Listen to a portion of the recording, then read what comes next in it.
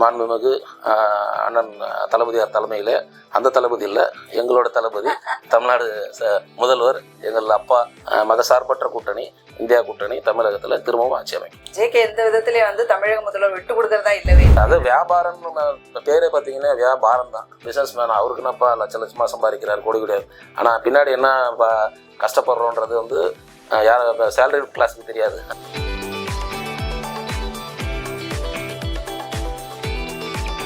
இல்லை வர்த்தகர்கள் மட்டும் இல்லை, நான் ஒவ்வொரு குடிமகனுக்கும் சொல்கிறது அதுதான். எந்த ஒரு இலவசங்களையும் நீங்கள் நம்பி ஏமாந்துடாதீங்க. நானும் 2 பெண்ணை பெற்றிருக்கோம். அவங்களையும் பெண் கல்வியை போட்டுற மாதிரி பெண் தொழிலையும் போட்டுருவோம். பெண்கள் ஒரு ஆண்டர்பிரனர் ஆகணுன்றதே நான் வரவேற்கிறேன். கச்சா எண்ணெய் விலை குறைஞ்சிச்சு, நமக்கு பாதி தான் இருக்கணும். ஆனால் யாருமே இன்னைக்கு குறைச்ச மாதிரி தெரியல.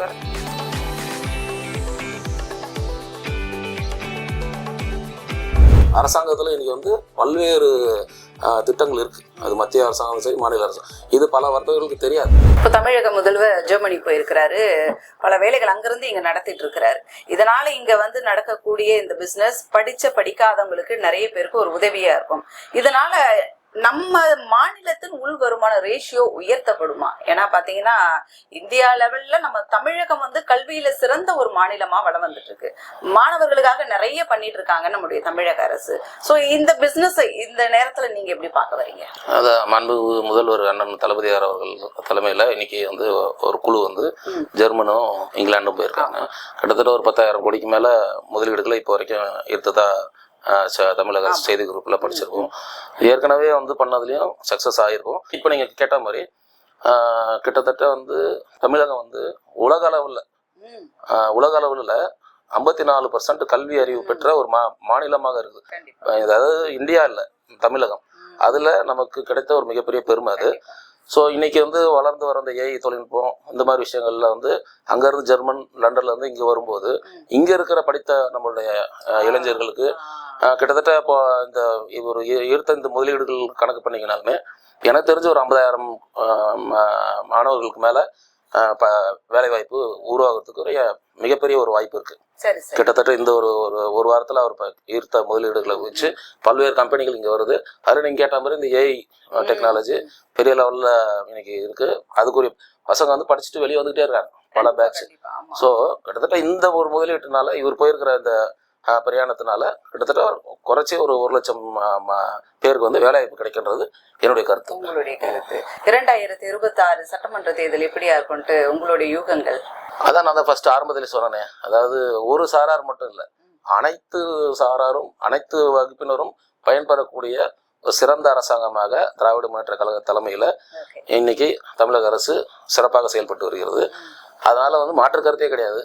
பெரும்பான்மையா 2026 மாண்புமிகு அண்ணன் தளபதியார் தலைமையில், அந்த தளபதி இல்லை, எங்களோட தளபதி தமிழ்நாடு முதல்வர், எங்கள் அப்பா, தந்தையார்னு கூட சொல்லலாம், தமிழக மக்களுக்கு தந்தையார், அவர் தலைமையில் மிக சிறப்பான பெரும்பான்மையோட ஆட்சி அமைக்கும் என்பதை இந்த நேரத்தில் தேசிய ஒருத்த முன்னேற்ற பெற சார்பில் அண்ணனுக்கு வாழ்த்துக்களையும் தெரிவித்துக் கொள்கிறேன். இந்த ஜிஎஸ்டி குறைப்புன்றது தமிழகத்துல கால் ஊன்ற முடியாத நிலையில இருக்குது. பிஜேபி எல்லா இடத்துலயும் அவங்க போயிடுறாங்க, ஆனா இங்க மட்டும் அவங்களால வரவே முடியல.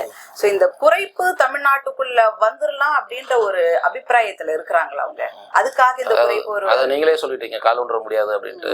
ஏன்னா தமிழக மக்கள் கிட்ட எதை வச்சோன்னா அரசியல் செய்யலாம், ஏத்துப்பாங்க. மதத்தை வச்சு அரசியல் செஞ்சீங்கன்னா தமிழக மக்கள் ஏத்துக்கவே மாட்டாங்க. ஸோ அதனாலதான் இன்னைக்கு எல்லா மாநிலத்திலும் அப்படி இப்படின்னு உள்ள போனாலும் இங்க வர முடியல, வரவும் முடியாது. அது இது மாற்று கருத்து இல்லை. அதையும் தாண்டி தமிழக முதல்வர் சிறப்பான திட்டங்களால எல்லாரும் கவரும் விதமா இருக்கு. இதுல என்ன சொல்ல வரணும்னா, இப்போ இந்த நீங்க என்ன கேள்வி கேட்டீங்க, இப்போ ஜிஎஸ்டி குறைப்பு தமிழ்நாட்டு வாய்ப்பே கிடையாது. ஏன்னா நீங்க இத்தனை நாள் கசப்பையும் விஷத்தையும் கொடுப்பீங்க, திடீர்னு நேரத்தில் ஒரு இனிப்பையும் மருந்தையும் கொடுத்தா அதை ஏற்றக்கூடிய முட்டாள்கள் எங்களுடைய வர்த்தகர்கள் கிடையாது. அதுல எந்த மாற்றம் கருத்து கிடையாது. அதனால இது 1% கூட ஓட்டா உங்களுக்கு மாறாது. இந்த வரி குறைப்பு 1% கூட. ஏன்னா நான் முன்னாடியே சொன்ன பார்த்தீங்களா, கொரோனா இதை நீங்க கொரோனா காலத்துல செஞ்சிருந்தா கூட நாங்க அதை ஏத்திருப்போம். ஏன்னா எவ்வளவு பாதிக்கப்பட்டோம். ஒரு வாடகை கொடுக்காம 10 மாசம் 8 மாசம் கடையை மூடி வச்சு ஒவ்வொரு வர்த்தகர்களும் பாதிக்கப்பட்டதை பல பஞ்சாயத்துக்கு நம்ம போனதையும் எனக்கு தெரியும். எவ்வளோ பேர் கஷ்டப்பட்டு ஒவ்வொரு காவல் நிலையத்திலையும் ஒவ்வொரு கோர்ட்லேயும் போட்டு இதுவாகி கடையை இழந்து திருப்பி வேலைக்கு போகிற நிலைமைகள் ஆகிட்டாங்க பல்வேறு ஒருத்தர்கள். அப்போ இல்லாத உங்களுக்கு வந்து இந்த கேர் வந்து ஏன் இப்போ வந்திருக்கு? இதெல்லாம் புரிஞ்சிக்கக்கூடிய லெவலுக்கு இல்லாமல் இல்லை எங்கள் மக்கள் வர்த்தகர்கள். அதனால் இது வந்து 1% கூட உங்களுக்கு ஓட்டா மாறாது. அதில் எந்த மாற்றம் கிடையாது. தமிழக முதல்வர் பெண்களுக்கான நிறைய திட்டங்களை மாணவிகளா இருக்கிறதுல இருந்தே ஆரம்பிச்சுட்டாரு. இன்னும் பெண்களுக்கான மகளிர் உதவி திட்டங்கள்ல இருந்து அவங்க பெண் முனைவோர்களுக்கான நிறைய திட்டங்கள் வந்து அவர் செஞ்சுட்டு இருக்காரு.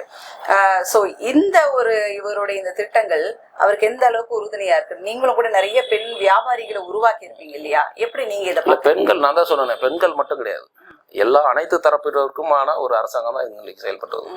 பெண்களுக்கு மட்டும் இல்லை, எல்லாரும் பயன்பெறக்கூடிய ஒரு அரசாங்கமா இருக்கு.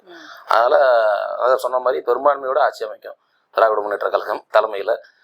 மதசார்பற்ற கூட்டணி, இந்தியா கூட்டணி தமிழகத்துல திரும்பவும் ஆட்சி அமைக்கும். ஜேகே எந்த விதத்திலே வந்து தமிழக முதல்வர் விட்டு கொடுக்கறதா இல்லவே இல்லை. குறைகள் இருந்தா நான் குறைகள் சொல்ல போறோம். நம்ம வந்து ஒன்றும், நான் திராவிட முன்னேற்ற கழக உறுப்பினர் கிடையாது. நான் திராவிட கழக உறுப்பினராக இருந்தா உறுப்பினர் மாதிரி பேசுறேன்னு நீங்க நினைக்கலாம். அதுக்கு வாய்ப்பு இல்லை. நான் வந்து நானே ஒரு என்ன அறிந்தவர்கள் எல்லாருக்கும் தெரியும், நான் ஒரு நடுநிலையானவன் சொல்லிட்டு. நானே இன்னைக்கு இவ்வளவு ஆதரவா நம்ம பேசுறோம்னா எங்கள் வர்த்தகர்கள் இன்னைக்கு வந்து யாரும் பாதிக்கப்படாத அளவுக்கு முடிந்தவரை 90% வந்து சிறப்பான ஒரு ஆட்சியை தமிழக அரசு செஞ்சிட்டு இருக்கு. வர்த்தகர்கள் பயன்பெறும் ஆட்சியாக இருக்கிறது. அதுக்காக இந்த ஒரு போற்றுதலும் இந்த ஒரு புகழையும் தமிழக அரசு நான் சொல்றேன். பெண் வியாபாரிகள் இப்போ உயர்ந்துட்டு வராங்க, வளர்ந்துட்டு வராங்க, நிறைய பேர் வந்து அவதாரம் எடுத்துட்டு வராங்க.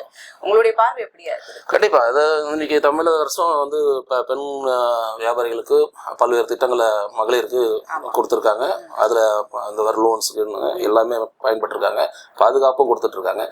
எங்க அமைப்பிலேயே பல்வேறு மகளிர் ஆண்டர்பிரனர் இருக்காங்க. மிகப்பெரிய அளவில் வளர்ந்தவங்க பேர் சொல்லக்கூடிய அளவுக்கு இருக்கிறாங்க இன்னைக்கு. அந்த அளவுக்கு நம்ம அமைப்புல இருக்கிறாங்க. ஸோ அதனால இது ஒரு இன்னும் வரணும். பெண்கள் அரசியலுக்கு எப்படி வராங்களோ அந்த மாதிரி தொழில்துறையிலையும் வர்த்தகத்துறையிலையும் பெண்கள் வரணுன்றது என்னுடைய மிகப்பெரிய ஒரு இது. நானும் 2 பெண்ணை பெற்றிருக்கோம். அவங்களையும் நம்ம வந்து பெண் கல்வியை போட்டுற மாதிரி பெண் தொழிலையும் போட்டுருவோம். பெண்கள் வந்து ஒரு ஆண்டர்பிரனர் ஆகணுன்றதே நான் வந்து வரவேற்கிறேன்.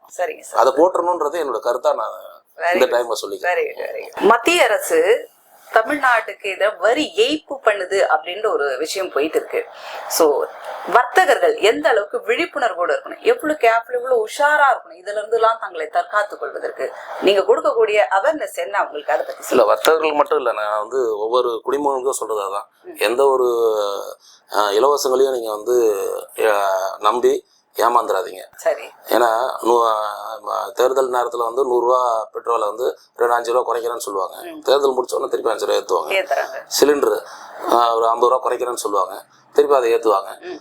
கச்சா அப்படின்னு கணக்கு பண்ணால் இன்னைக்கு வந்து நம்ம நாட்டில் வந்து பெட்ரோல் விலை வந்து பாதிக்கு பாதி தான் இருக்கணும்.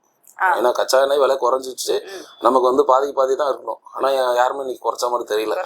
ஸோ அதனால இது எல்லாமே சொல்றேன், வரி ஏய்ப்பு தான். இதை வந்து எல்லாருமே வந்து பாதிக்கப்பட்டு தான் இருக்காங்க வர்த்தகர்கள். இதுல நம்ம வந்து மிகவும் தெளிந்த ஒரு புத்திசாலியா நம்ம நடந்து வர்த்தகத்தை நம்ம மேம்படுத்தத்தில் தான் இருக்கணும். ஸோ ஒரு வர்த்தகர்களுக்கு 3 சப்போர்ட் தேவை. ஃபைனலாக சொல்ல வருது, legal support, financial support, government support. இந்த 3 சப்போர்ட்டையும் அது எந்த அமைப்பில் இருந்தாலும் சரி, நாங்கள் ஒவ்வொரு வர்த்தக சங்கமும் நாங்கள் கொடுத்துருக்கிறது அதான். கண்டிப்பாக வந்து ஒரு வியாபாரிக்கு, ஒரு வர்த்தகர்களுக்கு வந்து லீகல் சப்போர்ட், சட்ட உதவி வேணும். ஃபினான்ஷியல் சப்போர்ட், ஒரு வங்கி உதவி வேணும். அவங்க கம்பெனி ஆரம்பிக்கிறதுக்கு, அவங்க நடத்துறதுக்கு ஒரு ஆடிட்டர் சப்போர்ட், இந்த மாதிரி சப்போர்ட் உதவி வேணும். அடுத்தது கவர்மெண்ட் சப்போர்ட். அரசாங்கத்தில் இன்னைக்கு வந்து பல்வேறு திட்டங்கள் இருக்கு. அது மத்திய அரசாங்கம் சரி, மாநில அரசாங்கம். இது பல வர்த்தகர்களுக்கு தெரியாது. அதை நாங்கள் உணர்த்தக்கூடிய, அதை தெரியக்கூடிய இடத்துல தான் நாங்கள் இருக்கிறோம். ஸோ அதனால அதை தெரிஞ்சுக்கோங்க. ஆன்லைனில் போனாலுமே எல்லா விஷயங்களும் நீங்கள் தெரிஞ்சுக்கலாம். ஸோ அரசாங்கத்திலிருந்து கிடைக்கக்கூடிய எல்லா சலுகைகளையும் பயன்பெற்று உங்களோட வர்த்தகத்தை இன்னும் மேம்படுத்திக்குவாங்க. உங்களுக்கு என்ன legal support, financial support, government support, இந்த 3த்துக்கும் நான் எங்களை மாதிரி வியாபார சங்கங்கள் உறுதுணையா இருக்குது. அது எந்த சங்கத்துல வேணும் இருங்க, பாதுகாப்பா தொழில் செய்யுங்க.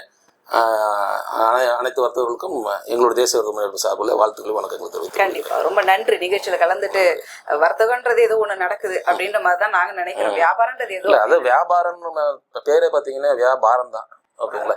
பாரம். ஆமா, அது நிறைய பேர் நினைச்சிட்டு இருக்கீங்க பிசினஸ் மேன் அவருக்கு என்னப்பா லட்சமா சம்பாதிக்கிறார் கோடி கோடி, ஆனா பின்னாடி என்ன கஷ்டப்படுறோன்றது வந்து யார் சேலரி கிளாஸுக்கு தெரியாது. கண்டிப்பா. அவங்களுக்கு என்னன்னா ஒரு 8 hours 10 hours ஒர்க்கு வருவாங்க. நான்லாம் வந்து லாஸ்ட் வீக்லாம் பார்த்தீங்கன்னா குழந்தைங்களை பார்த்து கிட்டத்தட்ட 10 நாளாக இருக்கும் பேசி. ஏன்னா நான் மட்டும் இல்லை, இந்த மாதிரி வியாபாரிகள் எல்லாருமே நம்மளும் தொழில் செய்கிறோம், ஒரு 4 தொழில். ஸோ இந்த மாதிரி வியாபாரிகள் வந்து காலையில் வந்து வீட்டுக்கு வந்து காலையில் சீக்கிரம் எழுந்திருவாங்க, நைட்டு வீட்டுக்கு வந்தால் குழந்தைங்க வந்து தூங்கிட்டு இருப்பாங்க. ஸோ இந்த மாதிரி தான் எல்லாரோட அதான் வியாபாரி நாங்கள் அவ்வளோ படுற கஷ்டங்களை நாங்கள் சொல்கிறோம். பாரங்களை சுமக்கிறவங்க வியாபாரம் பண்றவங்க அப்படின்ற மாதிரி இருக்கு.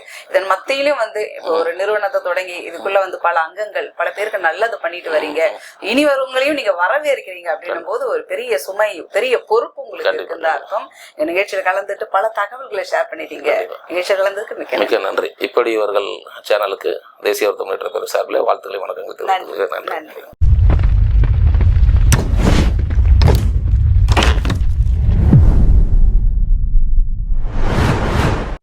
ஷேர் பண்ணுங்க, சப்ஸ்கிரைப் பண்ணுங்க, மறக்காம பெல் பட்டனை கிளிக் பண்ணுங்க.